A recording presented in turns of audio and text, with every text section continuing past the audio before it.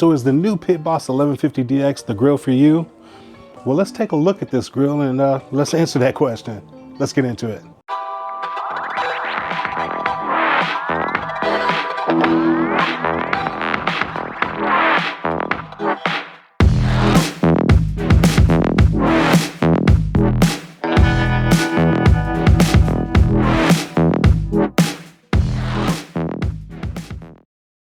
Welcome back to the channel, guys. I am Alton, aka The Dawgfatha, and this is Barbecue Boulevard, where my aim is to help elevate your backyard grilling game.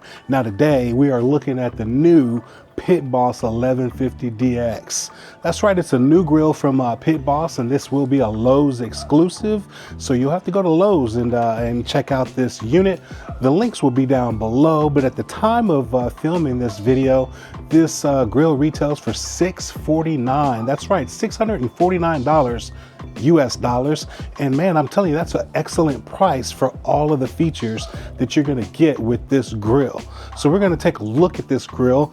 As it showed up here on Barbecue Boulevard, it was packaged well.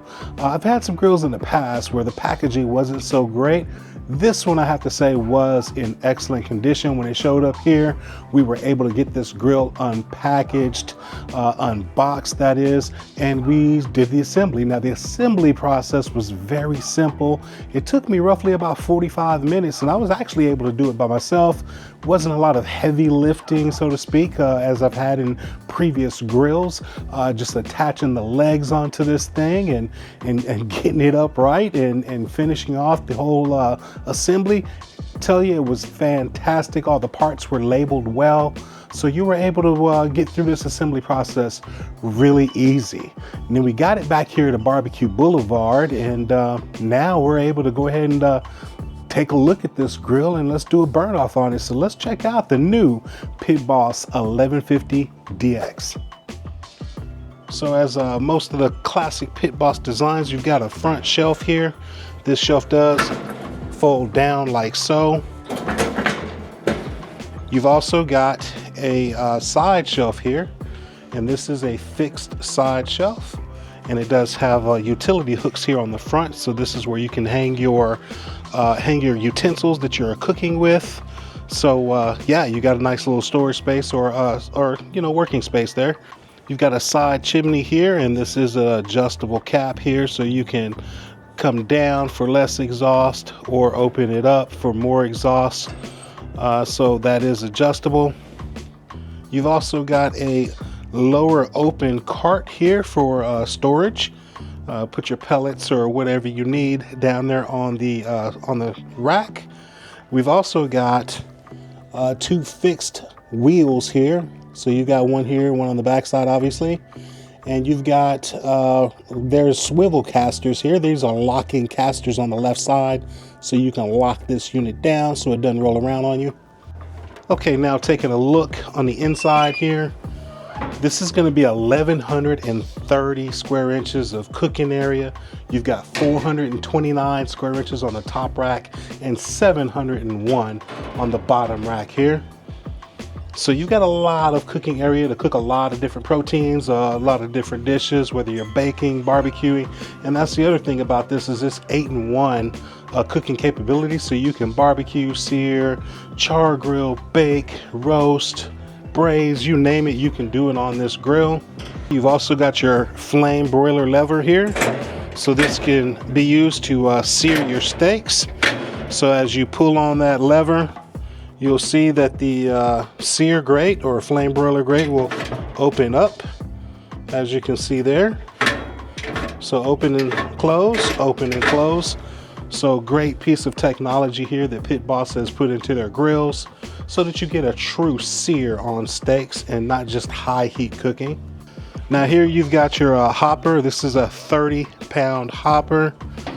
And there you go, you can see our auger down there, brand spanking new unit. We haven't run anything through it. We're going to do the burn off here in a little bit.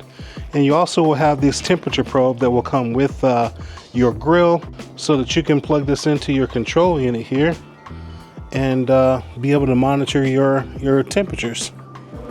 Okay, along with this 30-pound hopper, you do have a wood pellet clean out system where you can change your pellets just by pulling or you unscrew this the knob here and you pull your lever out, pull the plug at the bottom, and your pellets will come dumping out for you. Make sure you have a bucket down there, of course, to catch them. And then you just put your plug back in, slide that plate back in, screw it back in, and you are good to go. Okay, now to disassemble the grill, it's very simple. You're gonna start by pulling out your racks. So we got the top rack out. The bottom rack system is 3 racks. You have 2 wider racks and 1 smaller rack. So we're gonna get those pulled out now. And now that you got the racks out of the way, you have access to your flame broiler system and your deflector plate. Now to pull your flame broiler lever out of this unit, we're just gonna take the cap off of here, guys, and then you can just slide that right through, and now you've got that out of the way. And now that we've got our flame broiler lever out of the way, we can actually just pull this whole deflector out, or you can pull it off in pieces. So there's your flame broiler shield. Okay, now we can pull out our deflector plate.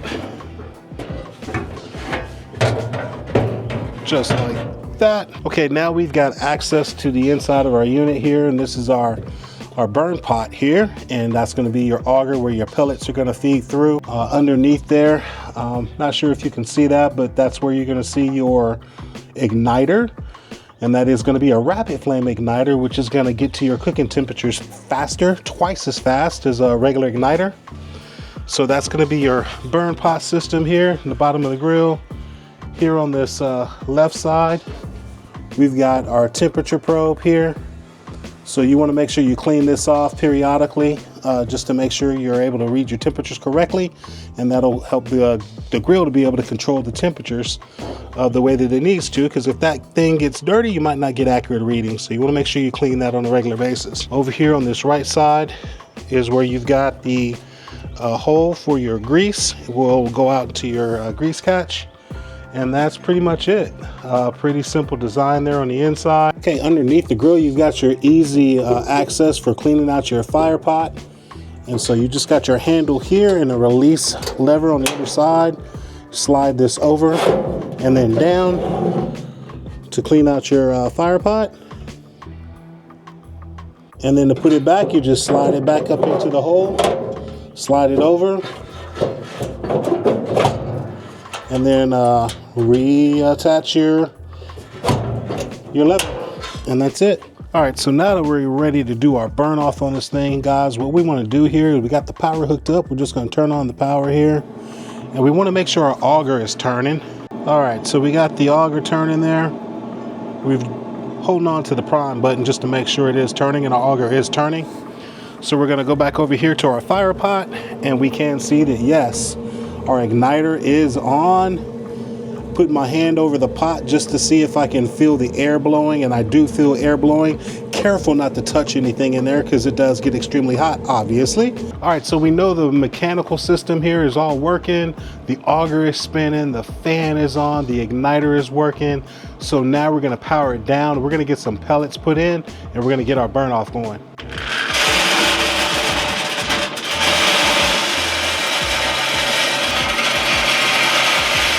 Power button is on, and we're gonna hold the prime button here so we can get pellets to our fire pot. And so we're just gonna keep it pressed here. All right, as you guys can see, our pellets are now starting to drop into our fire pot. So we are going to power down the unit and reassemble everything so we can continue and finish this burn off. All right, so we're ready to continue and finish this burn off. We're gonna get the power turned on here. So power is on. We are going to run our grill up to 350 degrees, and we're going to let it go.